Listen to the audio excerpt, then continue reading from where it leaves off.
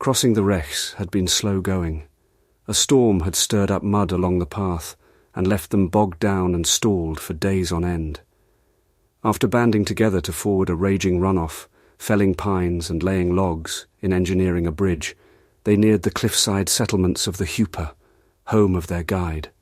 Sandstone structures carved over the belly of a crooked river where black piles of sediment had eroded with a recent shifting of the river's course. Vast beavers' dams in the village's shadows had grown dry rot and vacant of their furry denizens. As they drew nearer, groups of locals, sometimes 10 at a time, trailed them. Engaging in simple curiosity, they spoke their language after all. The opportunity for cultural exchange excited them just as much as he. A few traded for trinkets, but most were lookers who left as soon as they approached. Entire families, warriors, weavers, and wise women would arise from the wood suddenly and all at once. Although centuries of isolation had eroded their Rukanian and changed its course like the river, it was still comprehensible. After a time, it had become a game to shout names rather than shoot shots, and have a laugh with the friendly folk. The rainbows cutting the sky over Hupa and beneath the new and old moons were a welcome they'd sorely needed. Gregor was rather interested in getting to know the intricacies of their society. Where would they fit in this backwards age? These Rutlanders didn't, or hadn't, possessed leeway to be anything other than they were, trapped here by a miasmic deception. The challenges of subsisting in such an unforgiving climate as the Shroud must have been monumental, and yet they had survived. Once his tendency for hard work became apparent, Schneider took a sudden interest in riding alongside O's mules, rather than his own. Leaving it in the care of an indentured boy, Noshkri and a young Estovac photographer he'd sponsored to catalogue the new world. Even on the rickety, hard-wheeled vehicle, the man sat with an overplayed pomp and poise, almost like he was acting. There was a notable pause as the caravan stalled and their guide began to introduce the caravan leads to their priests and leaders. "Where are you from?" O barked to Schneider to pass the time. "The true in Mirgord. My glamour didn't give it away. I can't tell a Rukat from a Triarch, let alone a Triarch from a Triarch." "Good point, Sir Ben, though don't tell my countrymen that. They'd chew your stones." Schneider sighed, remiss. "Once upon a time, my brother owned a sizable percentage of the rail infrastructure across the 3 kingdoms. Schneider and Schneider. S&S. Heard of it?" "Have now," O spat. "Bit of poor fortune," Gregor surmised. "Ha, let's just say I'm not out here surveying tracks." Schneider shot a look towards his wagon, overstuffed with more chemicals than just kegs, hops, and yeast. He'd at least a dozen carrier pigeons, plus an alchemist and a journalist.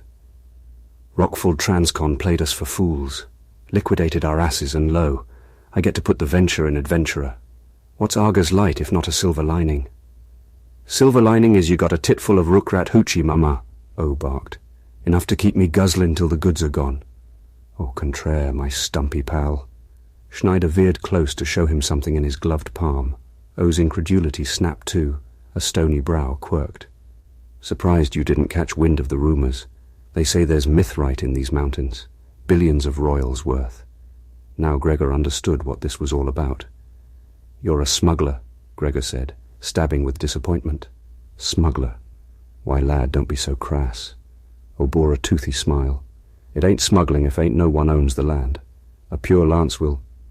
Well, you could live like a Rukanian lady for an entire damned year, or you could buy one for a whole damned night." "My thoughts exactly." Schneider schemed on. "Why, Stumpy, you seem a rock-savvy fellow. What would you say as to a deal?" O shouted, pumping his arms victoriously. "I'd 50 to my crew and 50 to yours." "I think that's a fair deal. We both bring a lot to the table," Schneider said, brushing his chestnut charger's glistening white mane before pocketing the shard of mithrite stone. "I bring an alchemist, a scholar, and you bring the Millenstadt's own." Gregor drew the flag-wrapped bundle away from Schneider's grasping paws. "A family heirloom. I'm no soldier," Gregor said, setting the feather aside. "Are you of the faith, Mr. Schneider?" "I say faith never hurt a man," Schneider answered. "The Preserver divines for us the will of the Maker, enriching us where the human capacity for reason frays and fails." "The Canticles of Commandment," Gregor said. "I know it. It's but poetic apocrypha." "So indeed," Schneider retorted. In these times it is a tragedy some have traded brass cruxes for iron. Schneider curled and uncurled his oiled moustache. His prim and posh mannerisms clashed with the world around them. We can't all be parishioners and choir girls. I say such chastity isn't in the best interests of the next generation. Aye, O interjected.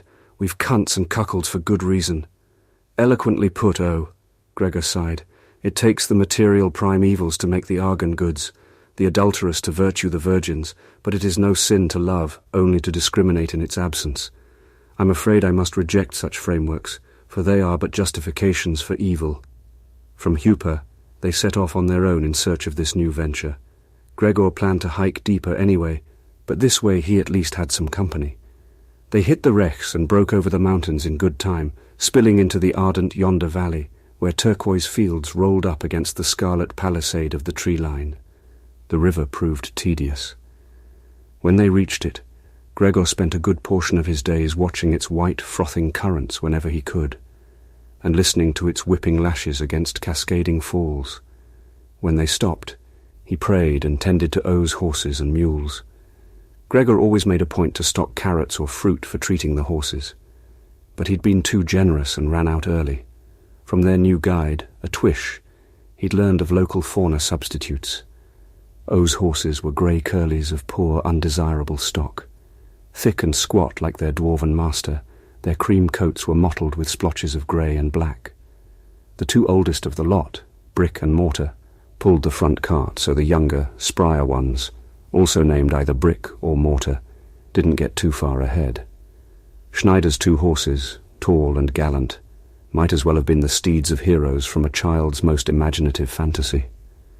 Brown hair and white-maned, they were Dayhan drafts, a strong breed said come from the mighty mounts used by the warlords of Slaghanian steppes. They seemed wasted out here by Schneider to compensate for inexperience with wealth.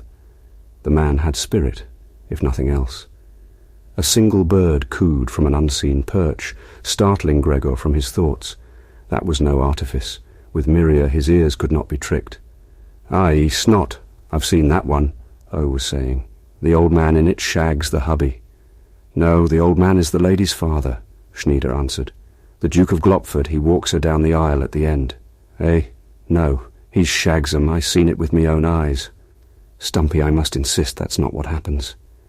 You must have seen a different version than me, 'cause I'm telling you shite, the lad is getting daddy's schlock."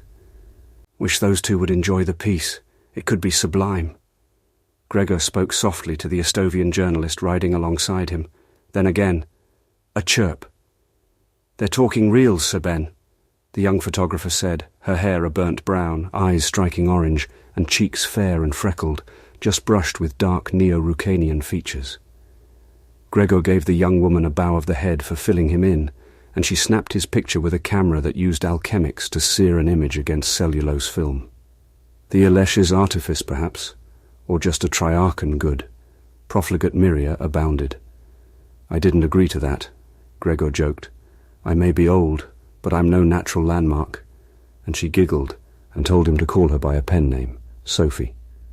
"I'll call this one, Landmark with a Poppycorn," she said in reference to his flag. But when the image spit out the camera's mouth, she grew glower upon finding the mechanism had failed. The alcheminks went inert against Gestalt, and instead of burn, they'd gobbed and gummed the motor. "Shoot!"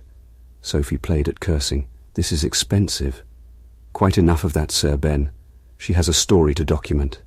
I'm telling your angry little friend here, my brother and I inherited quite a library of reels from our father when he passed. We had our own projector and everything." The bird. A bird. He sat forward, listening against the ringing in his ears. Soil flew.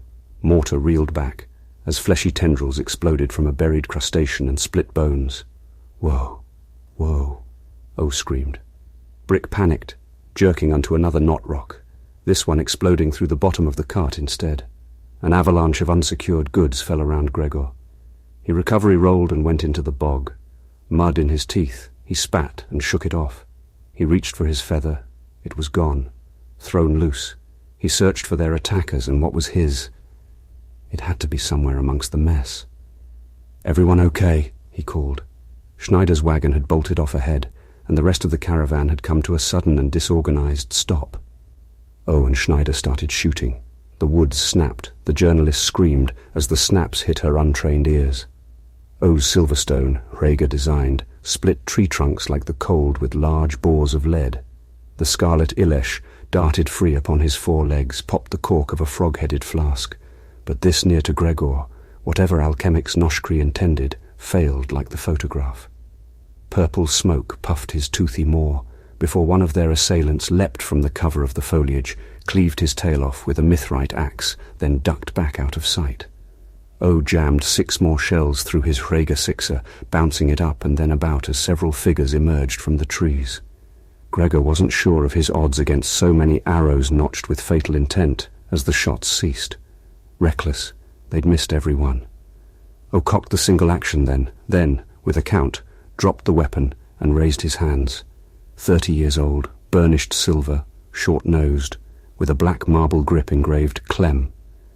A gift to Knight Commandant Astrad by the great smith Bran Silverstone for his help in the first revolution against Rucania. A treasured tool for killers, ought to be left where it lay, motionless in the mud. Gregor mimicked the gesture and met the eyes of the nearest figure. A local clad in deerskins from neck to heel, with necklaces and bracelets of bone and antler, engraved with symbols and glyphs Gregor didn't recognize. The man had a powerful rectangular nose jutting like a column from his painted face, framed by 2 thick braids of red hair jingling with geodes. Gregor counted 5 amid them, and surmised another double that among cover there must be a large number for them to be so bold with their obvious disadvantages, ambush tactics aside. The green glint of an arrow struck Schneider's steed beneath the eye. The mare slumped hard and threw the bald fellow into the riverbank. A woman, with a gnarled pink scar upon her scalp, fished the Ilesh's writhing tail from the muck and jammed it into a sack. Sophie had vanished into the cart, but Gregor could hear her, just above the ringing, crying. The arrow that had struck the Dahan draft was surely mithrite, like all the glassy arrows, spears and axes brandished in the light, as their wielders glided silently from horse to horse, ending the throaty whinnies of the twisted, marred and maimed. "We come in peace," Gregor said, searching the scattered goods for a white flag. "We?" The broad-nosed Rutlander threw Gregor to the ground. Same was the fate of his companions as the unseen assailants set upon the carts. With his stock in danger, O let fly a colourful string of expletives and cutting-edge racial innuendos. Corralled, their supplies became spoils. "They're gonna fucking kill us," Schneider whispered as the single woman warrior, scarred and pierced with fishhooks, drug Sophie, screaming, from her den. Gregor ignored the noise, instead giving his attention to the leader who seemed so unimpressed by the frayed linen flag and the iron crux of Gregor's sole possession that he set to untying the silver rope holding it together. "Gestalt," Gregor commanded. "Ko!" The scarred woman kicked Gregor in the belly, backwards into the river. Before he could rise, she fell upon him, holding him beneath the frozen current. Teeth grit, he held back belches for breath, spinning wildly, his hands upon her waist, as she ripped his shirt, and from his satchel plumbed his journal. Gregor breached to an arrow put against his neck before she dropped the journal and months of careful documentation into the rapids. The brief melancholy was nothing compared to what he felt when he saw the linen flag undone, its corn poppy dirted, its contents, a curved blade scabbarded in sheepskin, bore bare. Its new wielder caressed the elegant golden handguard, which bloomed over a rock-red calfskin grip and towards the pommel like the bulb of a distinctly sexual flower. To anybody else it would have been an odd antique, an exquisite blade in a humble sheath, a novelty of a bygone age for a private collection. Yet, to these simple peoples, it must have seemed nearly the marvel it truly was. "I warn friends, do not. Leave it be and all will be well," Gregor said, earning a jab in the side from the woman's arrow. That and the toss kneeled Gregor over with warm waves of vertigo.